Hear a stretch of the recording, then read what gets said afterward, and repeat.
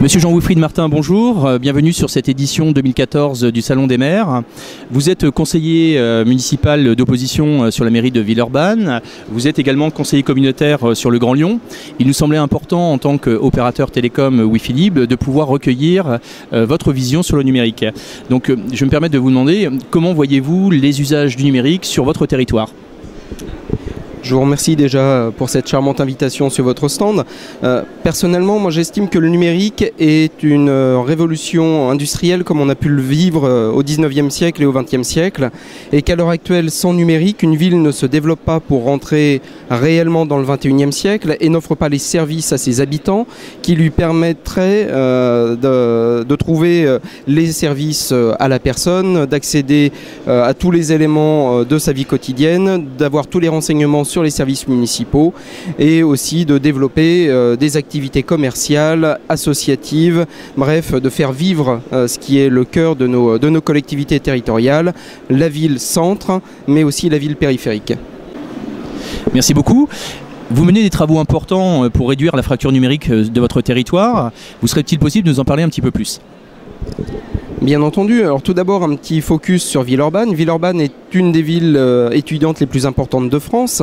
Sur Rhône-Alpes, c'est le plus grand campus, donc avec énormément d'étudiants qui sont sur la ville, soit pour étudier sur Villeurbanne, sur le campus de Lyon Tech, soit pour étudier dans Lyon.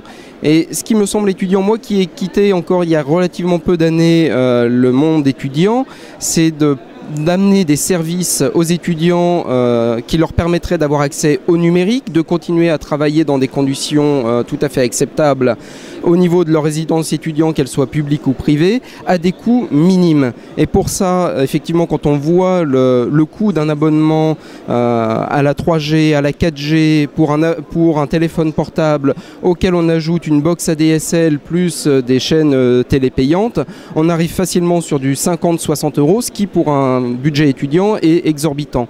Mon objectif, c'est effectivement de travailler avec des opérateurs télécoms comme vous, qui permettraient via des chaînes de services, via aussi de la monétisation du trafic internet, d'offrir le même service à un coût 3 à 4 fois moindre pour des étudiants, mais aussi bien entendu pour des personnes à revenus plutôt bas, plutôt modestes, et qui seraient habitants dans du logement social. Aujourd'hui, le commerce de proximité, le commerce de centre-ville est un commerce qui souffre par manque de visibilité, puisque de plus en plus, les commerçants se préoccupent de leur manière de communiquer et ils ont peu de choix. Donc il est vrai qu'aujourd'hui, le numérique est un élément important.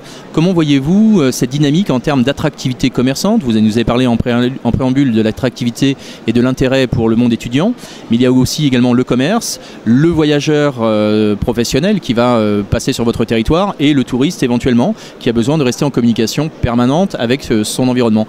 Quelle est la politique que vous pourriez avancer dans un territoire comme le vôtre sur ce sujet de l'attractivité numérique et du commerce ? C'est effectivement un sujet qui me touche à cœur à Villeurbanne, puisqu'on a un grand centre commercial sur les gratte-ciel et qui souffre avec la Pardieu, qui souffre avec le Carré de Soie, donc qui sont deux pôles économiques majeurs autour. L'objectif des mesures que l'on pourrait mettre en place avec effectivement du numérique en plein centre-ville, ce serait de leur donner cette fenêtre et cette visibilité, mais en même temps de pouvoir monétiser, amener des services à leurs clients et donc développer leur potentiel économique et à partir de là, assurer leur pérennité sur le long terme. Et une ville de 145 000 habitants sans centre économique, qu'il soit majeur comme les gratte-ciel ou de proximité sur les autres quartiers de la ville, c'est une ville qui meurt. Donc l'objectif de mes démarches et des réflexions que je mène à l'heure actuelle, c'est justement de pouvoir